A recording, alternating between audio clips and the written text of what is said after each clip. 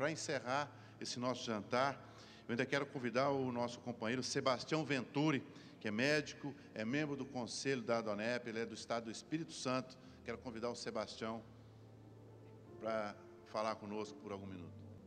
Boa noite, senhoras e senhores.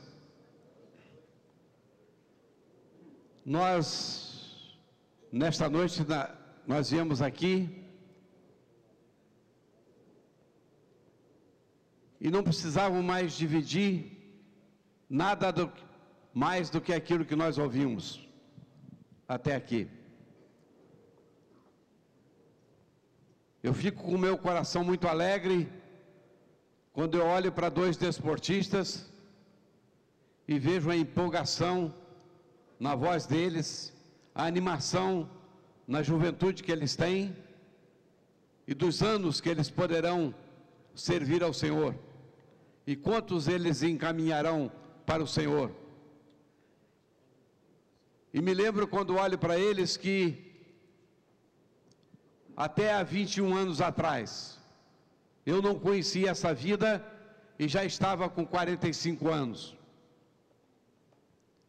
Nascido em Cachoeiro de Itapemirim, no sul do Espírito Santo, terra do mármore e do granito de Roberto Carlos,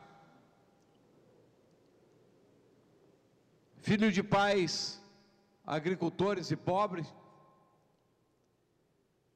eu vim com todos os sacrifícios de um garoto que sai de casa aos 10 anos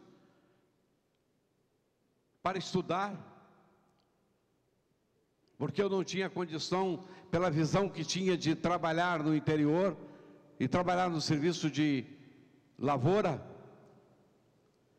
Eu, no ano de 1966, eu terminei a faculdade de medicina na Universidade Federal Fluminense, em Niterói. E fui logo depois para Cachoeiro de Itapemirim, logo depois me casei. E cheguei lá, cheio de planos.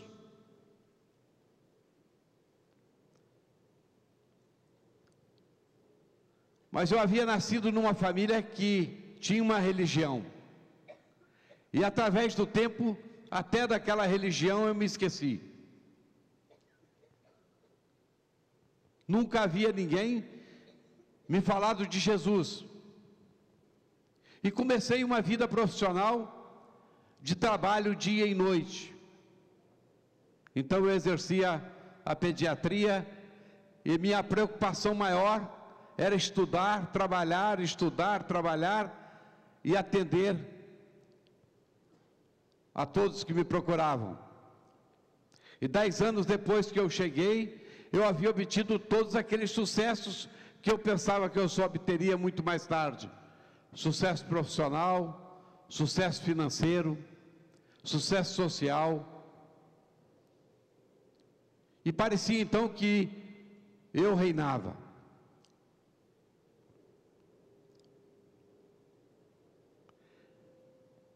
Das coisas de Deus eu não lembrava, e muitas delas eu sei hoje que a grande maioria eu não as conhecia. Quando repentinamente eu comecei a me tornar uma pessoa deprimida, triste, acabrunhada, e vim me tratar no Rio de Janeiro. E eu, naquela época, eu havia sido, antes de ser médico, contador. Eu administrava um hospital junto com um sócio na área de psiquiatria. Eu vim adoecer de uma doença que naquela época se chamava psicose maníaco-depressiva.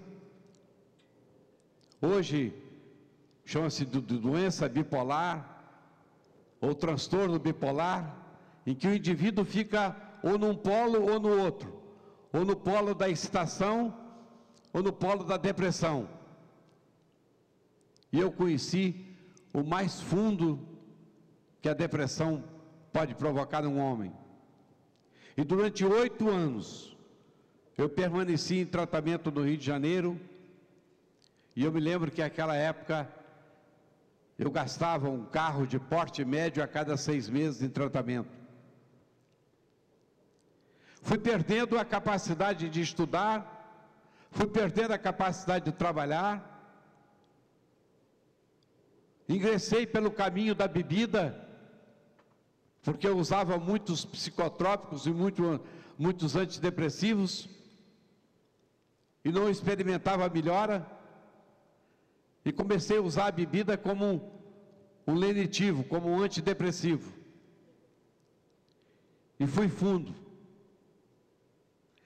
Conheci o alcoolismo e desenvolvi uma cirrose hepática. Meu fígado foi lesado pela mistura dos medicamentos com a bebida, e no ano de 1986, no mês de julho como esse, os médicos, eu estava internado em um hospital clínico, os médicos chamaram a minha esposa e disseram a ela que eu teria no máximo mais 6 meses de vida. Como vocês veem, médico com muita frequência não acertam, né?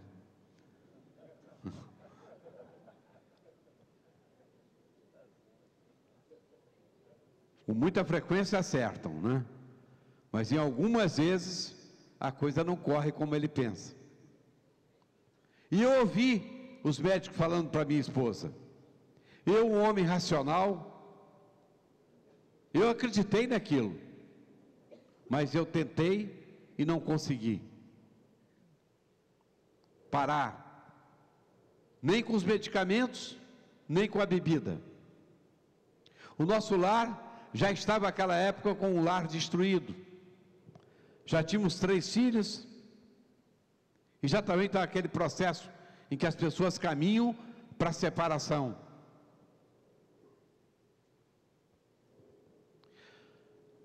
Durante esses 8 anos que haviam se passando, havia um pensamento permanente na minha cabeça de suicídio. Uma voz me comandava para que eu pulasse de um prédio, para que eu pulasse debaixo de um carro.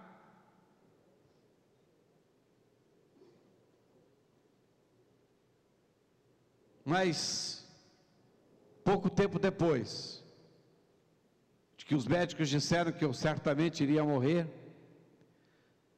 uma noite, 3 meses ou 4 depois, no mês de setembro de 1985, eu havia pela primeira vez, porque um médico numa cidade do interior, ele não fala da sua doença, e a sua família também não fala, porque é vergonhoso, porque é uma série de coisas. Então as pessoas olhavam para mim e pensavam que o problema era só o álcool. Elas não sabiam que eu tinha um transtorno mental incurável. Elas não sabiam que eu tinha uma lesão no fígado que também não retrocedia, não retrocederia com tratamento, que fatalmente me mataria. Mas nesse mês de setembro de 1985, uma noite, no horário por volta de 10 horas, uma médica da cidade com quem eu havia conversado há poucos dias antes, e falara para ela e dera a ela dissera das minhas angústias, desse pensamento suicida. E ela ligou para a nossa casa, querendo levar um grupo de pessoas lá, que depois nós soubemos que era um grupo que estava em Cachoeiro de Itapemirim, para fundar um capítulo desta associação. Desse grupo todo, está aqui ainda conosco o nosso companheiro Délio. Délio Barbosa, fica de pé aí, Délio. Esse homem que Deus usou, sabe? Obrigado, Délio. Mas o pior para aquela época, e a bênção para agora, é que ele levou 2 americanos.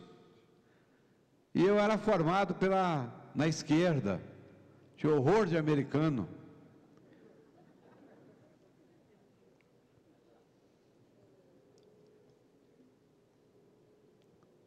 e me aparecem aqueles homens na minha casa. Eu tinha bebido aquele dia, não estava embriagado, e estava brigando com a minha esposa, porque ela insistia que eu devia de descer, eu já estava de pijama, e receber aquelas pessoas, e eu disse, não, vai lá, eles, recebe eles e dispensa, manda eles embora, eu não quero conversar com mais ninguém, já me basta a depressão, eu não saía do quarto quase, vivia sempre num quarto escuro, deitado em posição em que fica um feto,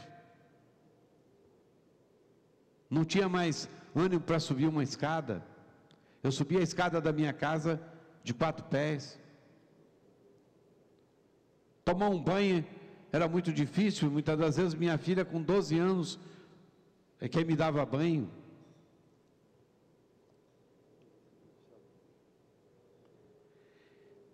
E aquelas pessoas chegaram na minha casa, sentaram, e eu disse porque quem é mulher vai entender bem o que eu vou falar, e os maridos eu acho que vão entender melhor. A minha esposa dizia, desce, e eu dizia, não, vai e recebe. Aí eu me lembrei o seguinte, se é a fulana que está trazendo eles, são um bando de crente. Aí eu fiquei num dilema, eu enfrento a mulher ou enfrento os crentes? Como os crentes eu não conhecia bem, eu ouvia mais, era conversa sobre eles, e a minha mulher eu conhecia, eu disse,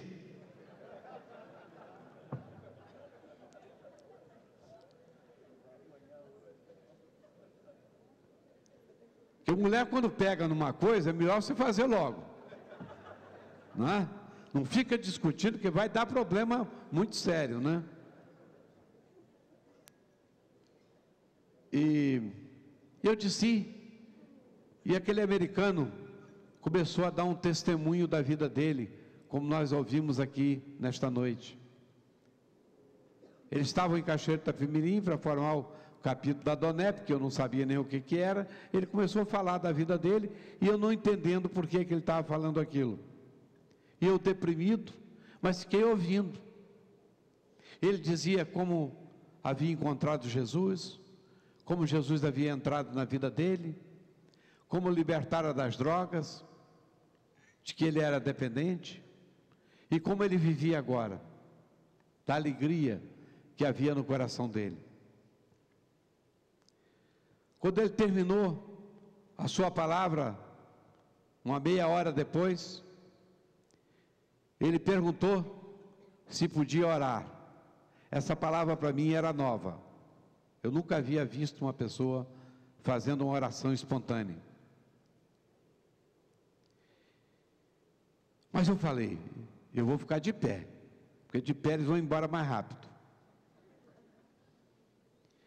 E aquele homem me segurou pela cintura e começou uma oração em inglês, e de repente ele orava numa outra língua que eu não entendia, e passou o tempo, e eu estava de olho fechado, porque eu estava muito envergonhado.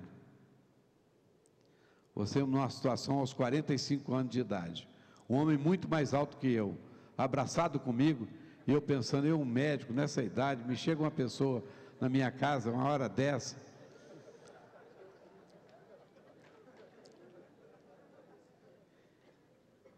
Mas envergonhado assim, passados uns 20 minutos que ele estava orando, eu resolvi abrir os olhos.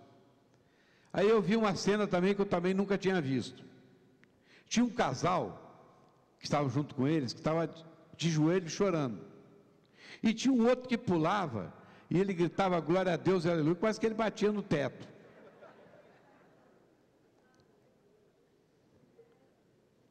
E eu falei, ficaram todos loucos, e o hospital está cheio.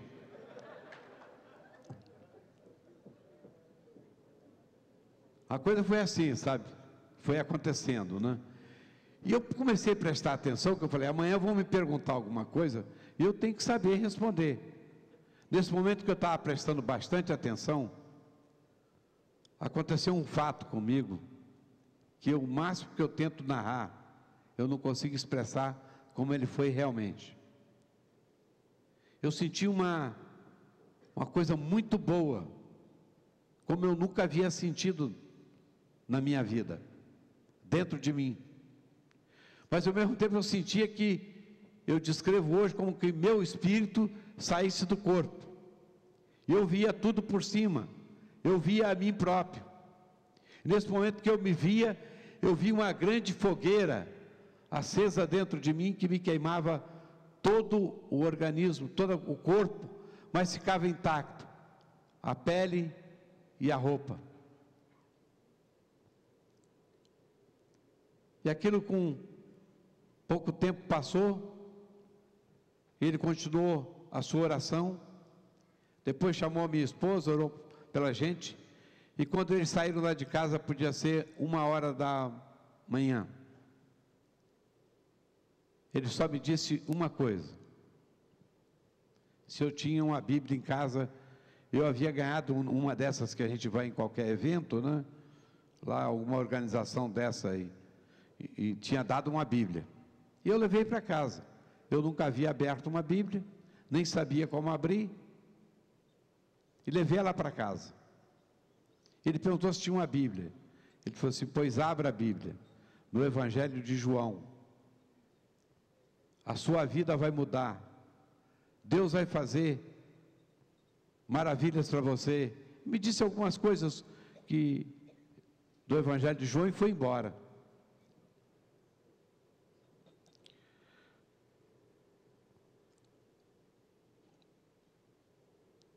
Naquela noite, pela primeira vez em 8 anos, eu dormi a noite toda. No outro dia, o motorista tomou um susto quando eu, pela manhã, eu estava no carro, fui para o hospital, e naquele dia também, eu trabalhei o dia inteiro, e faziam 8 anos que isso não acontecia comigo. Eu retornei à minha casa, e em conversa com pessoas, começaram a me falar do poder de Deus, e que Deus havia me curado. E eu, dentro da minha incredulidade, havia um gozo, uma alegria, uma coisa tremenda dentro de mim, mas eu tinha medo de estar falando daquilo, parecendo que se eu falasse, aquilo ia acabar.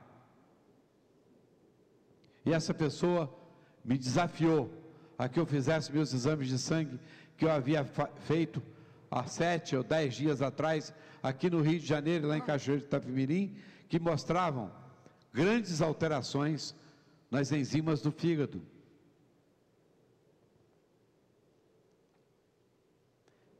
Naquele final de semana, eu passei muito alegre, e não foi preciso bebida, e não foi preciso nada.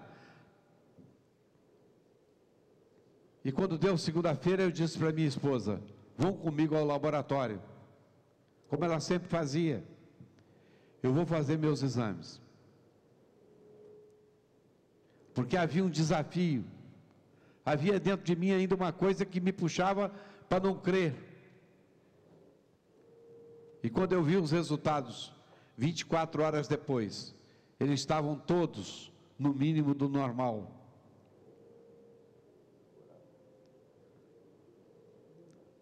Aí, eu me lembrei daquela Bíblia, e pela primeira vez, no iniciozinho de outubro, talvez 1º de outubro de 1985, pela primeira vez eu abri a palavra de Deus. Eu, um homem que lia tanto, que estudava tanto, que li tantas filosofias,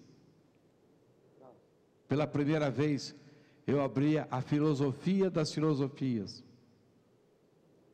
a palavra que traz conforto, a palavra que traz vida, a palavra que traz transformação, a palavra que salva e que nos conduz para uma vida eterna. E Deus começou a me mostrar o seu poder, e Deus começou a se revelar a mim através da sua palavra. Eu peguei todos aqueles medicamentos que eu tomava, e às vezes o número de comprimidos por dia era de 16, 20 comprimidos. E joguei todos fora. Porque eu passei a acreditar que o Deus em quem eu estava crendo era Deus da totalidade. Era Deus que sara. Era Deus que cura. Fazem, como eu disse, vão fazer 21 anos em setembro. Deus tem estado comigo. Deus tem estado na nossa casa. Daqueles 3 filhos, 2 já se casaram e já têm os netinhos. E nós já vemos a mão de Deus, a bênção de Deus se transmitindo. Eu continuo médico e continuo dirigindo um hospital. E continuo crendo que eu posso fazer, como médico, muitas coisas pelas pessoas. E tenho procurado fazer. Mas uma coisa eu tenho sabido: aonde o nosso conhecimento chega e para, Deus continua, porque Ele é acima de todas as coisas. Ele não está limitado pela nossa mente, Ele não está limitado pelo nosso esforço, Ele não está limitado pelo nosso trabalho. Nós vimos aqui o Zé Roberto falando que o muito trabalho, e um atleta trabalha muito, e o Vitor também falou, ele conseguiu sucesso. Mas não porque o esforço dele foi grande, porque Deus estava com ele, Deus o estava ajudando, e assim Deus fez comigo, assim Deus tem feito comigo. E eu poderia passar aqui falando para vocês o que Deus tem feito comigo nesses 20 anos, através da Adonep, só através da Adonep, nesse Brasil todo. Para quantas pessoas já testemunhei e quantos já levantaram as suas mãos e receberam a Jesus nos seus corações e converteram dos seus caminhos e vieram para o caminho do Senhor. Do que Deus tem feito através da nossa vida, também fora do Brasil.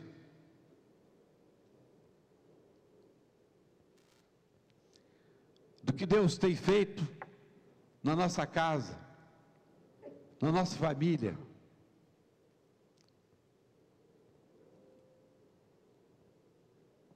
Mas eu me lembro, por último, de um fato. Eu tenho uma filha, eu tenho um filho mais velho, médico, psiquiatra, uma outra é dentista, cirurgiã dentista, e a última agora, a Renata, terminou medicina tem 1 ano e meio. Quando eu me converti, ela estava com 5 anos. Ela não entrava no meu quarto, não vinha no meu colo, e a mãe já estava a levando para tratamento psicológico, porque ela estava tornando-se um problema sério. Tinha uma coisa entre eu e ela que ela não chegava perto de mim. E naquele dia em que eu reconheci o poder de Deus, pela primeira vez aquela menina de 5 anos entrou no meu quarto, ficou beijando meu travesseiro, saiu comigo mais tarde, sentou no meu colo no carro, começou a me contar a história e a me beijar.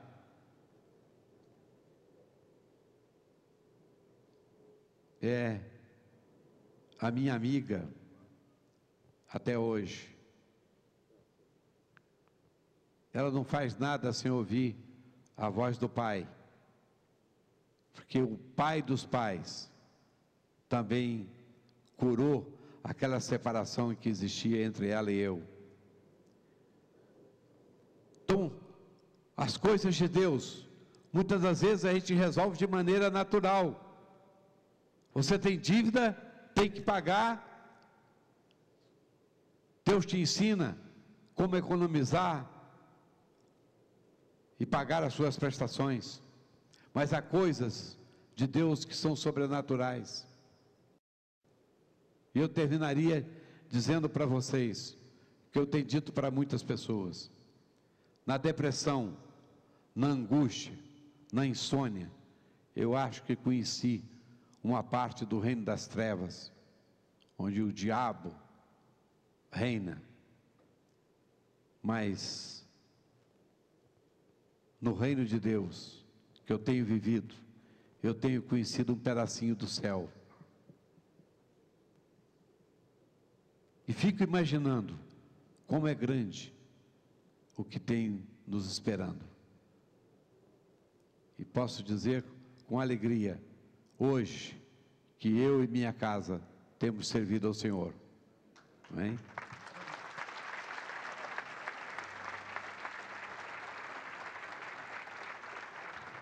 Mas nós não queríamos sair daqui essa noite sem estar orando por vocês, sem estar agradecendo a Deus e pedindo para que Deus seja benevolente com todos, porque Deus é bom. E eu pediria ao nosso amado irmão Custódio, nosso presidente nacional, um homem que eu conheci quando tinha 45 anos, e hoje eu posso falar a sua idade, irmão Custódio? Ele tem 83 anos turbinado. Sabe o que é 83 turbinado? Se bobear, ele faz muito mais que a gente, sempre. E quer carregar as malas da gente, quando a gente viaja junto. Porque Deus tem sido o sustentáculo deste homem nessa associação. E o que tem sido feito através dele? Deus recupera atletas, Deus recupera empresários, e Deus recupera profissionais liberais. Amém? Graças a Deus. Obrigado, Sebastião.